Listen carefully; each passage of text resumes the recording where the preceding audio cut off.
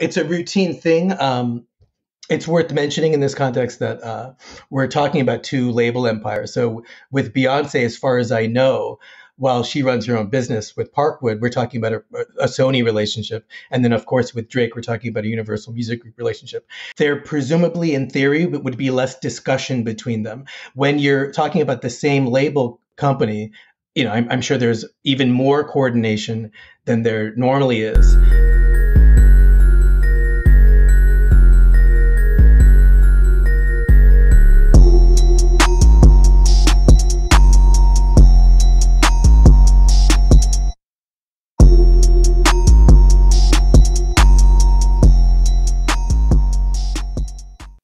All right, today we're joined by Neil Shah from the Wall Street Journal, and we are going to talk all about Drake. And Neil, I got to ask, when you first saw the news that Drake was releasing yet another album, honestly, Nevermind, what was your first reaction? Can I cuss? Because my first response was oh crap. I was basically out of my apartment. It was evening. I think probably maybe 6 o'clock Eastern. And I'm basically walking to the subway to drop off my daughter somewhere and to head to, the bottom of Manhattan for a Pusha T show. So I'm on the way out, and naturally Drake affected my plans that night. So yeah, I was surprised. Same here.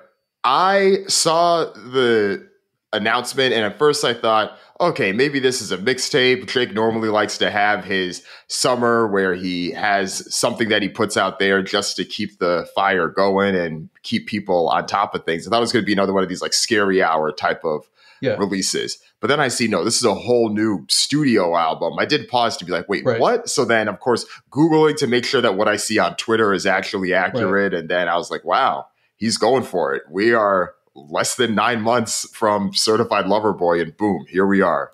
I had the same response where I kind of didn't believe it at first. I then scrolled down my Twitter feed, and Universal Music Group is also pushing the album with a tweet. And also there were, whether it was Drizzy himself or whether it was UMG, there was kind of a line of, hey, this is for real. And then, he's calling it a studio album, which is very different from Scary Hours or, his mixtapes and whatnot. So, definitely surprised. To some extent, we've been expecting something.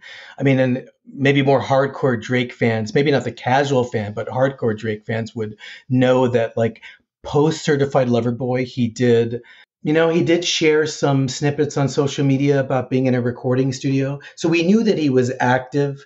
We've also been talking about, his somewhat recent Universal Music Group deal. So, like, it's not a complete surprise, but I mean, it definitely woke people up. Yeah. We should have known when the hairstyle changed, because every Drake release is tied with some type of hairstyle. Once he came in with these cornrows, it should have been like, okay, there's a new project coming. We no longer have the heart carved into the lineup line. But it's true. It's true, and that's true. He was definitely priming us in that way too. It is 9 months, about 9 months after Certified Lover Boy. That is pretty quick. One thing, it occurs to me that is relevant in this context is that Certified Lover Boy, if I remember correctly, was slightly delayed because of his, I believe, foot injury. Right. So on one hand, look, the way it felt as music fans just recently was that it was surprising, and 9 months isn't a long time. But if you, in your mind, think, well, when was Certified Lover Boy probably supposed to come out? Which likely would be like January, February 2021. If you think of it that way, then maybe it's a more standard gap between these two studio albums for Drake. Yeah, I'm trying to think when the initial announcement was for Certified Lover Boy, because I think it does date back to either sometime in 2020 or maybe even as early as like late 2019. I'm trying to remember exactly when it was, but there were a few delays. Yeah. One of them was because of the injury. And then I had heard some things from sources that there was an early version of the album that people didn't necessarily like, and then he went back into the studio to then release what he had, which was then September 2021. And then people thought that him and Kanye were trying to line things up. So there is something there where there could be a lot lined up. But I think part of it, and you mentioned this earlier, is where I think the key piece of it is this Universal Music deal. And ever since Scorpion, Drake has been out of his deal, and he has been one of these artists that signed to Republic and got one of these similar type of deals to what Taylor Swift has, where it's a licensing term out, but then he then owns the masters for what he has moving forward. So I think with that, and given the new terms for this deal that he has, he likely wants to be able to either release music himself to fulfill things, or there may be a push from the record label as well to be like, hey, you saw how well you did in 2021. Your music was streamed more than everything made pre-1980. One out of every 131 songs that was streamed in 2021 was one of yours. Hit people with another one and see what happens. Right. He's always been a gusher of content. So, think about, 2020 Dark Lane demo tapes, 2019 the Care package, and then Scorpion. So it's the Scary Hours. And by the way, he's indicated publicly that we could get another installment of Scary Hours, basically, which coming up. So he's always been a gusher of content. And Drake is so dominant on streaming, as you've noted, over the past decade, in part because of his nonstop releases. At the same time, it's true that this mega UMG distro deal, which is much more than that because it also encompasses merchandise and other revenue streams. It's not just music. This deal does incentivize him to potentially become even more prodigious. It tends to for artists. I don't know to what extent it's affected the weekend. Dawn FM did come pretty fast in January of this year. You can see it clearly with Taylor Swift. Yep. When she signed her Republic Universal Music Group deal, you saw a clear uptick in the frequency of her output in this Folklore, Evermore, et cetera era. And the logic here just being really simple. These artists with these license deals now own their music. They're incentivized to be they're incentivized to release more. And it's definitely notable that an artist that historically, like Taylor Swift, not to get too much on her, but she has been guarded, careful, precious with her output. And then you have this UMG deal, and then suddenly she's like opening the floodgates, and we're getting Folklore, and then albums that some could see as a little bit leftovers from the original session. So I think a lot of artists are doing that when they have these crazy good deals. Yeah, that's a great point on Taylor. If I'm thinking about the timeline, there was 5 years from Red 1989 and then Reputation, a 5-year gap. And then between Lover, Folklore, and Evermore, a year? Maybe a year and a half between the three of those. And I think you're right about the frequency of it. And I think with Drake specifically, even though it's clear that it isn't just him, I think that he gets a lot of the rap for this, because I think part of what I've heard more on the artistic side of the music is that, yes, this is a house music album, and he's definitely shifting a bit more to those things, but there is still some of that Drake that we normally see. And people have talked about the formulaic nature of a Drake release.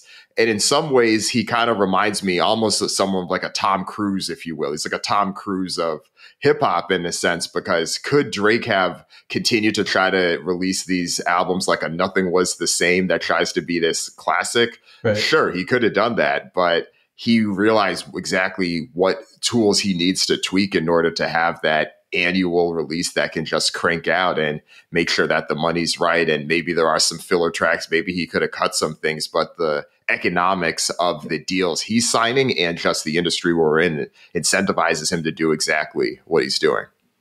There is a feeling like, to your point, that this is kind of formulaic, or that he's on cruise control, in the sense of the release is not, I'm not a music critic, but I'm willing to bet that a lot of music critics and fans might be slightly underwhelmed, if not unhappy about the album, as you can see from some of the backlash online. There is a sense in which this is just another Drake release in a way, befitting someone who's pumping out product for the deal. But, to dig into that a little bit, I have mixed feelings. I think it's kind of striking that Drake basically took a pretty sharp turn here. Yes, this is club music. This is house music. It's a dance album. He took a pretty sharp turn aesthetically, and that is to be lauded. Um, if I were being extremely charitable, or like, sorry, if I were being charitable, and if I were being charitable, you could see it as a moment similar to Kanye, 808s and Heartbreak. Let's say that he's onto something, and the world is not going in the Afro beats direction, but it's going in the house club music direction. Let's just say that that's what he's seeming to imply with his responses to some of the backlash over the past day or so. Hey, you're just not getting it yet. If music were to veer in this direction, then we could look back and say, hey, it was good that Drake didn't rap that much on this album, except for basically 2 tracks, Sticky and the last track. Maybe he was onto something to go this more dancey, vibe-oriented route. So I think that's the charitable way of looking at it. The less charitable way of looking at it is that Drake may be kind of outsourcing his music. When I listen to the album, again, I'm not a music critic, but when I listen to the album, I kind of enjoy the house music, but that's the producers, including 40, Drake's longtime collaborator, but a lot of other people like Black Coffee, the South African house music DJ. A lot of what's great about this album, I think, personally, as a music fan, is the house music, which is not Drake. And so there's a way in which Drake is less present on this album in a way that might remind people a little bit of that thing he called a playlist, which is basically a mixtape, More Life, from a few years ago. That it's different. That was like R&B, dancehall, grime, Afro beats. I'm not saying it sounds the same. Totally different music styles, but there was a sense where he was taking a secondary position to the music. So that the charitable way of looking at it is maybe he's ahead of the curve. The less charitable way, I think, is like we're getting less Drake, and that's symbolized in the fact that he's only rapping on a few tracks. I mean, and so he's always blurred singing and rapping, as everyone knows. That's one of the ways in which he's changed pop over the last 10 years.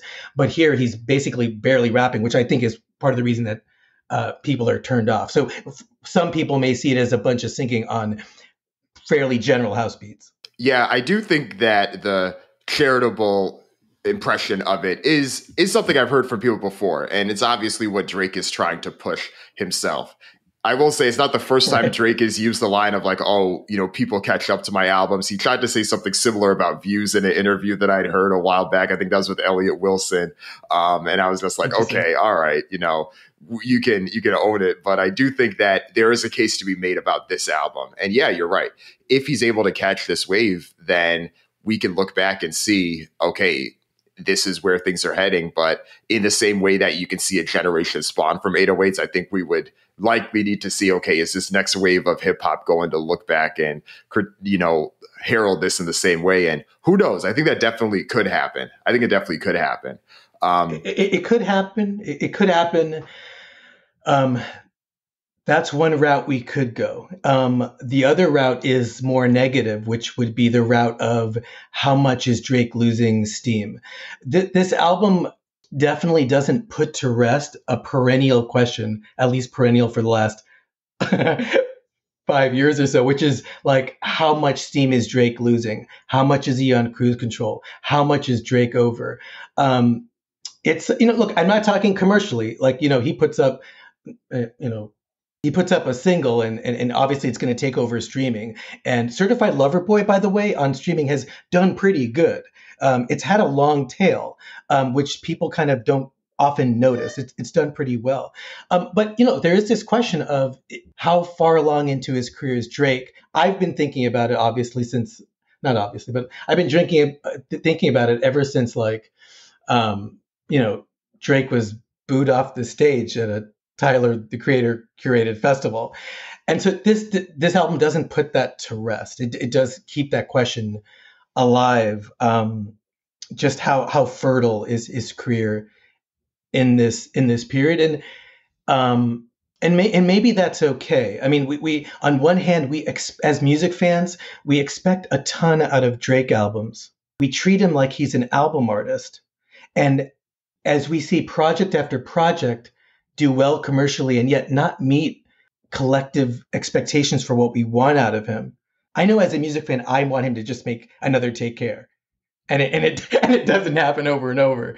I mean, I'm talking to a music critic here, but it's possible that the right way to see Drake is as a consummate singles artist, the way we saw Rihanna before Anti, and with pumping out a God's Plan, pumping out a Falling Back, and then the albums can be so. If we see him as a singles artist and relieve him of the expectations of having to be an album artist, it kind of changes how you look at things, and then it doesn't seem like, oh, he's fallen off, etc. Then you just don't think that way as much. Yeah, and I think just given what we've seen in his career, it can create so many definitions of what is considered success, what is not considered, or what is considered your peak relevance. Because I posed the question a few times to people, if you had to pick one year that Drake was at his peak, what year would you pick and why? And if you're going from a commercial perspective, you could easily pick 2018, or you could even pick 2021, given the streaming results that he's had. If you're going from a artistic perspective of what he's actually created, you could pick 2011 with Take Care. You could even pick 2013 with Nothing Was the Same. But if you're kind of looking for a combination of all those, maybe it's 2015 where he has Hotline Bling. He has the What a Time to Be Alive. And if you're reading this, it's too late mixtapes and the back-to-back diss with Meek Mill. And I feel like there's so many things that you can point to with that, which makes it an interesting piece with him, because I think just given where he is, especially with streaming relative to everyone else, there's always going to be an argument to be made that he is the most quote unquote, successful artist that we have from that perspective. But even that may have some nuance, because I don't know if you've seen any of the early predictions for how this album will do. I think I saw some, and they're predicting it'll be right in the low to mid 200,000 album equivalent units for this. But I think that's becoming a bit of a tougher metric to use to try to measure the relevance and importance of an album, because one, it's hard to compare that to something like even Kendrick Lamar's Mr. Morale, the Hot Step, or something that had, more than a month's worth of notice and build up leading towards it. And it's even harder to compare that to something like a Harry Styles album, which technically speaking is the highest selling album of the year. But that's largely because of the physical albums that were made available, specifically the vinyl. And this is a completely digital release for Drake. So we don't necessarily know, what would happen if there were 200,000 vinyl copies available of Honestly Nevermind, and how that would shift things. These two releases that you're mentioning are diametrically opposed. That's a really good point. You have Harry Styles with a stellar week, and surprisingly driven so much by vinyl, single-handedly by vinyl. And then you have Drake surprise dropping an album with with 6 hours advance notice, and of course, any kind of physical releases would be to come, so they wouldn't help the numbers. There's a feeling in which I think you're getting at this, that maybe what we could see in terms of his first week numbers, they could be slightly underwhelming for a major like studio album from Drake as opposed to a mixtape. That's something in the 200s is not barn burning. It's just not compared to what Drake is capable of. So it will be an interesting question, just how far does this lag, do his numbers for that first week lag behind some of the other releases in the past? That'll be an interesting thing to watch. Yeah, definitely. And to your point earlier, just about some of the other Republic artists, maybe there's a trend here. Dawn FM what was that, a day or two notice before that. And even with Taylor Swift's Folklore and Evermore, very short notice before as well. Granted, those had the physical copies released with them, but we'll see on that front. I think the other interesting thing, the elephant in the room that some people were wondering is, did Beyonce's announcement of Renaissance coming impact Drake releasing this, how he did or when he did, or him wanting to try to get in front to still get a slice of the summer before hearing that? Because if I'm remembering the week correctly, Beyonce deletes her profile pictures on social media maybe on like Tuesday of that week or somewhere around there. And then it's Thursday morning that we see that Drake's like, oh, I have an album dropping at midnight. So if you know that Beyonce's dropping the end of July, do you want to be able to have some runway? I think we can fact check this, but like, I think Beyonce changed her socials on a Friday. Okay, you're right. I think it was the 10th.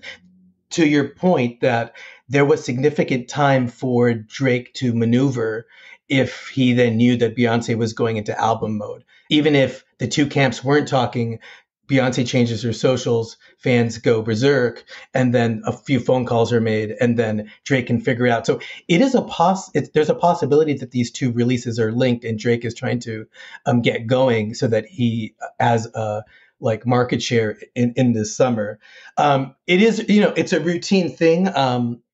It's worth mentioning in this context that we're talking about two label empires. So with Beyonce, as far as I know, while she runs her own business with Parkwood, we're talking about a Sony relationship. And then, of course, with Drake, we're talking about a Universal Music Group relationship. So there presumably, in theory, would be less discussion between them. When you're talking about the same label company, let's say if you're talking just Universal Music Group labels, I'm sure there's even more coordination than there normally is. I'll give you an example, another, frankly, Taylor example. I think Taylor did move an album of hers for Paul McCartney. And in that case, you're talking about Taylor Republic and Paul McCartney Capital. True. So Taylor did presumably move hers for, she moved Red up a week for Adele's 30, right? And Adele was Sony. And those are those are different label houses. Yeah. So my guess is that, in the business, whether it's the same label house or not, these discussions are had because it's to everybody's benefit that they're talking. I don't know how much of a big deal it would be, though. I think I think Beyonce and Drake can coexist in the summer, and they're obviously taking different release approaches. And we have had Kendrick, and now Frank Ocean is increasingly going to be in the frame since he's going to be a Coachella headliner. So I think the bigger issue than a Beyonce Drake friction because of the proximity of the releases is just things have amped up and gotten busier. We had a lull in terms of new releases, which everybody felt. I mean, in the post Adele in the winter, and then the early part of this year was very dull, basically. And then all at once, we seem to be getting, Jack Harlow, Harry Styles, Kendrick, this stuff. We're getting a lot. So I think there's a lot for fans to digest. But they are. We don't have a lot of information about Beyonce's album, but it too. There are hints that it too could have a dance orientation, and so it'll be interesting if they're both trying to create this nice mellow summer vibe.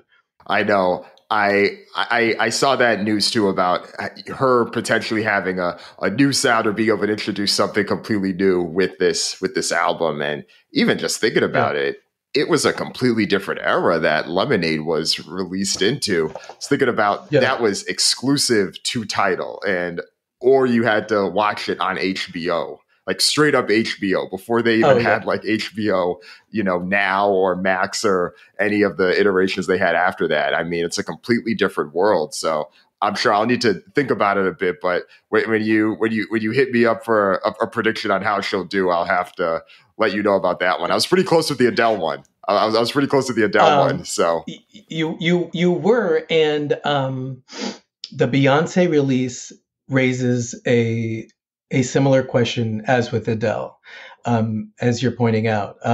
we are talking about a moment where one wonders how this will do. It was an entirely different era in 2016 with Lemonade. We were in this micro era of exclusives, which went by the wayside for music. It still exists for video projects and whatnot. It was exclusive to Tidal. Lemonade, frankly, she teased the HBO special with a week in advance. She didn't tease an album. If you remember, we were wondering, what are we getting? Presumably we're getting music, but we didn't even know that. Right. And then it's part of the package that night, and then we get the album. So totally different era, and it did blockbuster numbers, not as big as an Adele, because Beyonce works a little differently in terms of online streaming. And then also her wings were clipped by the fact that it was an exclusive on Tidal. So her numbers were never initially. That big. But it raises the question, similar to Adele in late 2021, of how these marquee blockbuster releases, how are they doing? Are they able to generate the same numbers in terms of streams and sales? And barring that, even if you agree, which I think we would both agree, that numbers increasingly like that are not the best barometer of success. Let's take another yardstick, which is just mind share. How much do we talk about an album? And I'm wondering about it with Beyonce, because at least myself as a music fan, I think about just how much of our time and attention did Adele's 30 get. Easy on Me was a very successful single. It had a great hook, this nice descending vocal hook that is still in my head. Easy on Me was not a hello. It was kind of a very, very mini hello. It did have an impression. I'm not saying it did not, but not only was it not a hello, a lot of the other material on the album hasn't really taken off in a way that has kept us talking about the Adele album. You would then also have Kendrick dropping his release. We can debate the merits of the album like another time, but it's been relatively quiet for a Kendrick release. And so, I'm just wondering what the response will be to Beyonce in 2022, and how long will she be in the news? How long will her singles, starting with, I guess, "Break My Soul" tonight? How long can she keep our attention? It's a great question. And I think there's legitimacy behind it, because it's so tough, even if you are the biggest star in the world, to maintain even what these megastars had in the mid 2010s. It's very hard to be able to do that. I do think that Beyonce does have the benefit of, yes, this is probably the first release we've seen her be able to do in a while where her wings won't be clipped, where I assume it will be available widely on all streaming services. But I also think that part of the attraction of Lemonade was that album was released not too shortly after the elevator incident with Jay-Z and Solange, and everyone looking at this to hear, what is Beyonce going to say? Is she going to give us a little bit more than that line that she did in that Nicki Minaj, with the song with Nicki Minaj on the Flawless remix? You know, the one like, if it's $1 billion elevator, of course some shit's going to go down. People wanted to hear more than that, and that's what she gave them on this album. So that album was also caught up in something else that was capturing the mind share of people. But there's less public drama, much to Beyonce's advantage in her public life. But when that's not there, how do those things necessarily impact the album? And I know that's a frustrating, argument to even pose, but it does highlight where attention does go in this. I do think the fact that people are already excited she's going to have buildup is great. She has a lead single that's going to be released today on June 20th. What's the name? Break My Soul. That's the name of the song. So, she'll have a week or a month in advance for that one, but we'll see. It's true that, it's not a good thing, I guess, but drama does help feed the beast. And you have an artist, one of the biggest artists of our time, like the Michael Jackson of our time, openly confronting, her anger, her shame at, infidelity, and her partner is also one of the biggest stars of our time. So that is a soap opera with a capital S, whether you like Beyonce or not. And so, yes, that drove a significant amount of interest. And then, historically, it's the story gets less sexy when things are good and everyone's gotten back together. It's like Paradise Lost. Everyone likes the early parts of it, and then things get kind of boring near the end. And so one wonders what the themes of this album will be, and will they be compelling enough? You have Beyonce, Jay-Z had his own album, 444, and you have Everything Is Love, which kind of acts as a mini chapter after Lemonade. If there's a narrative unfolding post Lemonade, Everything in Love is kind of a stopgap, which has a more positive vibe. And then now you have this. I would expect her to use this to continue the Lemonade narrative. And since it follows Everything Is Love, I've just been wondering, it's called Renaissance. And so I would imagine it to be like a victory lap, a very positive, feel-good album. That's what it seems like it could be, and it seems like maybe that's what she's signaling. And then the question arises, all things considered, all things being equal, will that generate the same amount of controversy and attention? Definitely.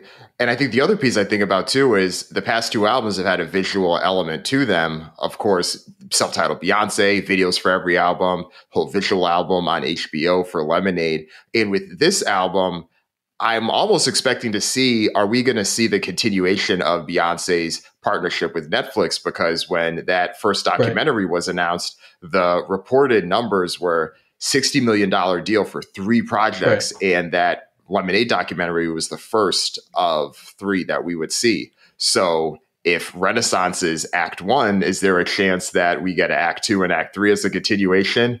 Not sure. Right. Lemonade, you then have the Homecoming Coachella performance as, I believe, another Netflix product. I think people are expecting a huge video component to this, and I feel like it's being hinted at. And gosh, the Netflix Beyonce relationship has got to be a very strong one. So I imagine that there would be a lot more product on that front, and that would definitely help the album.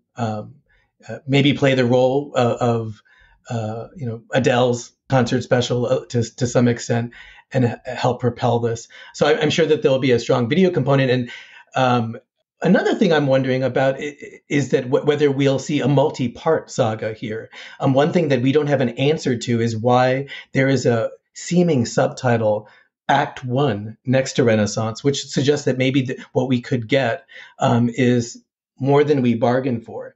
Like, one way historically to fend off, I mean, maybe I'm just seeing this, but I feel like there are examples in the past where when expectations are pretty high and you're coming off a high point in a pop career, and you want a big bang from the next project, but the expectations are stacked against you. One way to diffuse that bomb is through quantity. And I'm not saying the quality has to lapse, but you can go real big. And so that one possibility when I see Act 1 is that we're going to be expecting this other moment where we could get something that endures over time. And that could be a way, especially with it getting hard for the likes of, even the Weeknds and Taylors and Adele's and Kendrick's to hold our attention compared to the mid 2010s.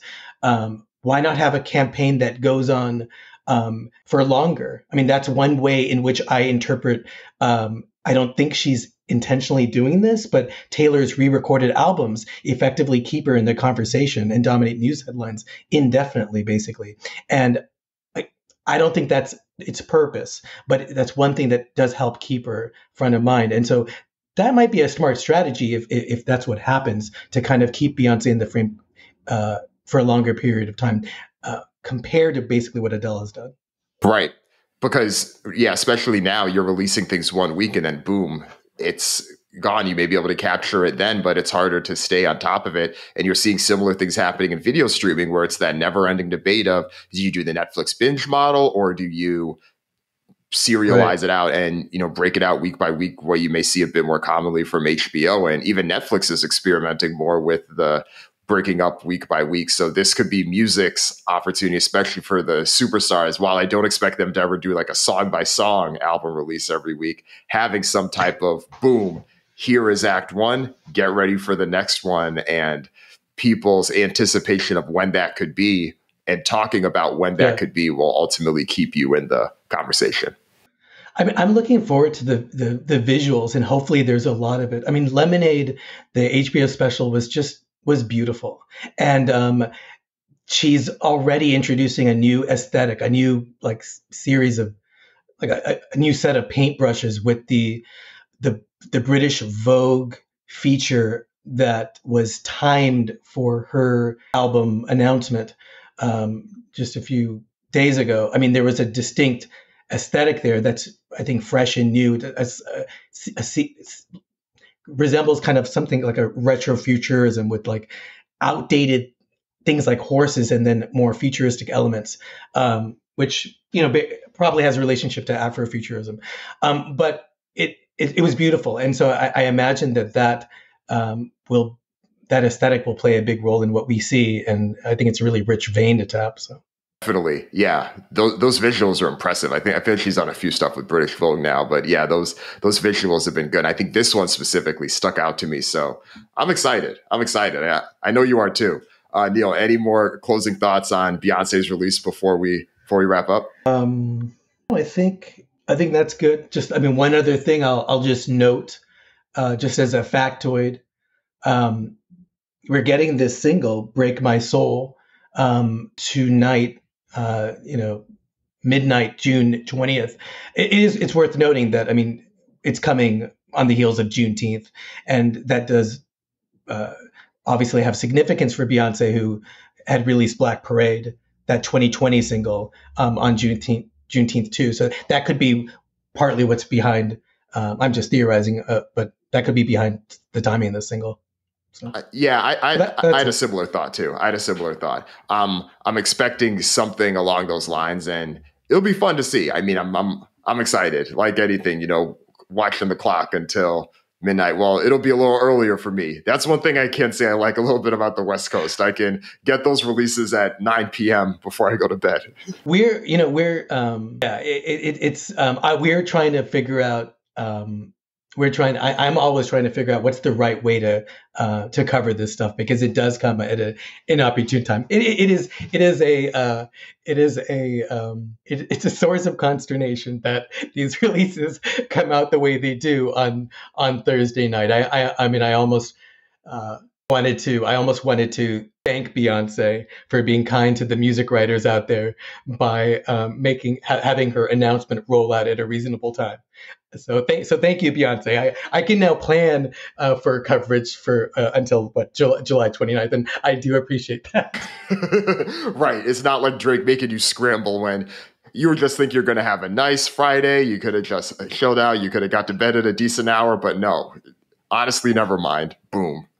Yeah. Something else. Well, Neil, thanks so much for coming on. This was great. And yeah, we'll have to touch base again after these album drops to see how our predictions shaped out, how this conversation shaped. And ultimately, I think this is going to be ongoing. There's going to be so many more superstars dropping albums now that things have opened back up, now that they can go on tour. So I'm excited. It'll be great to let's definitely, it'd be fun to reconvene and see how things ended up come late July. All right. Sounds good. Thanks again, Neil.